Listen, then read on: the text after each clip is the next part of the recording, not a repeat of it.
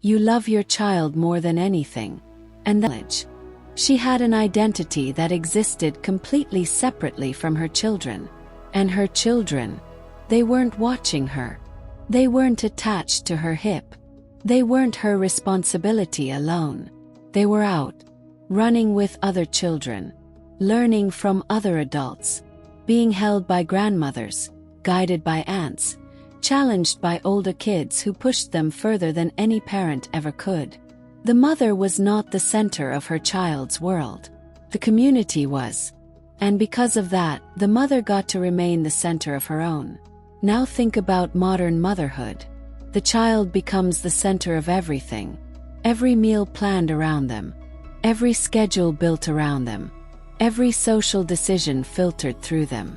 Every conversation eventually about them.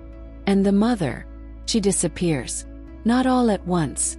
Gradually. So gradually she almost doesn't notice.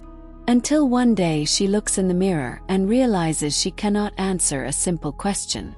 Who am I when I am not someone's mother? That question used to have an answer. Before the child, she had interests, friendships, ambitions, a sense of self that had nothing to do with anyone else. Now that self feels like a stranger. And the culture tells her this is noble. This is love. This is what good mothers do. But evolution tells a completely different story. Here is what happens when one person becomes another person's entire world.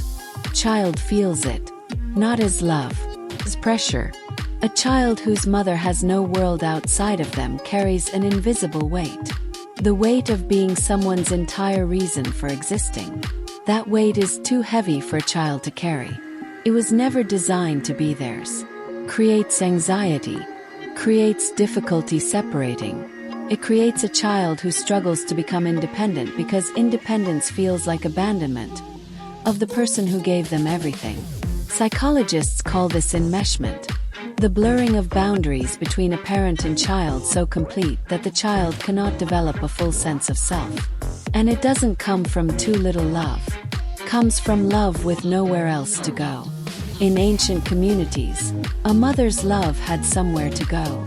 It went to the community. To the older women who needed her knowledge shared forward. To the younger mothers who needed her experience. To the relationships that sustained everyone around her. Her love was not concentrated onto one small child like a beam of light through a magnifying glass. It was spread warmly, broadly, across a network of people who needed her. And her child had that too. Dozens of relationships. Dozens of adults who loved them, taught them, corrected them, played with them. The child was held by many. And so was the mother. Neither of them was anyone's whole world. And both of them were more whole because of it. Modern culture created a beautiful lie. It told mothers that more focus means more love. That more sacrifice means more devotion. That the more of yourself you erase, the better mother you become.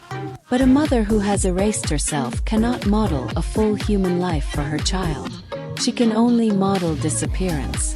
And a child who watches their mother disappear learns something deeply frightening without any words being spoken. That love requires self-erasure. That being needed means being consumed. That relationships are about giving everything until there is nothing left. These are not the lessons you want to teach. But they are the lessons that empty motherhood teaches. Silently, daily, without anyone choosing it. You are not a better mother when you have nothing left. You are not more loving when your identity is gone. You are not more present when your presence is all there is. The most powerful thing you can model for your child is a human being who is fully alive. Who has things that matter to her. Who has relationships that sustain her. Who knows who she is when the children are asleep. That mother, the one who remains herself, is not selfish. She is the mother the ancient world produced naturally. Without anyone having to try. Because the village made sure she was never consumed. Your kids were never meant to be your whole world. They were meant to be part of a world that was already rich and full and alive.